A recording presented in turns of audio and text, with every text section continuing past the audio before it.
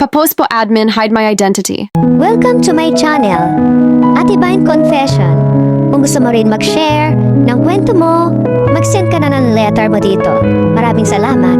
Enjoy for watching. Isa akong OFW dito sa Saudi. Mababait ang amo ko. Siguro kaya ako tumagal sa kanila ng halos 7 taon na rin ngayong darating na Ramadan. Nung una, maayos pa ang pakiramdam ko dito. Wala akong iniisip kundi ang asawa ko lang, lalo na kapag hindi kami okay. Minsan nagtatalo kami sa tawag, nagsisigawan pa nga, pero bago pa man nangyari lahat, may isang bagay akong gustong ilabas sa dibdib ko. May alaga akong binata, kasing edad ko lang halos. Ilang buwan lang ang tanda niya sa akin. Minsan nararamdaman ko parang may gusto siya sa akin. Alam mo yung pakiramdam na kahit walang sinasabi, ramdam mo? Sa mga titig, sa kilos? Pero parang wala siyang lakas ng loob.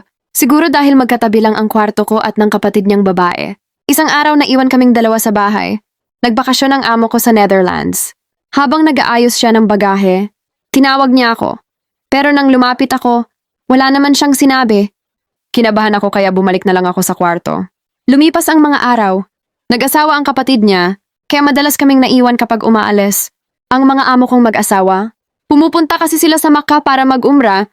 Minsan isang araw silang wala. At sa mga ganong pagkakataon, kami lang ulit ang naiiwan. Umakyat siya sa kwarto ko minsan.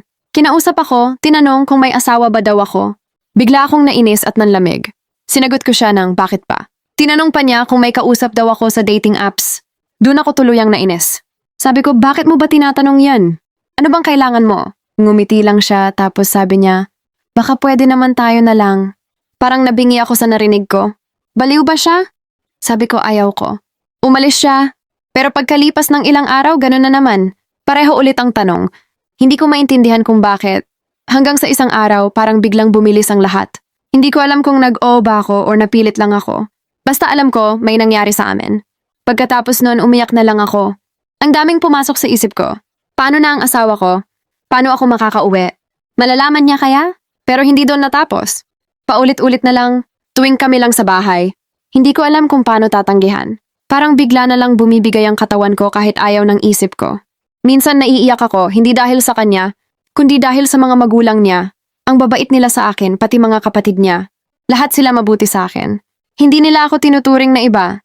Hindi nga ako masyadong napapagod sa trabaho, bihira pa akong magluto.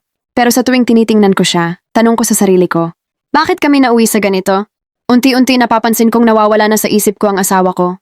Lahat ng atensyon ko napunta sa alaga kong iyon. Alam kong mali, sobra. Pero nangyari na at hindi ko na alam kung paano titigilan. Nakakatawa, no? Dati inis na inis ako sa kanya. Pero ngayon, parang mahal ko na siya. At yun ang pinaka nakakatakot sa lahat.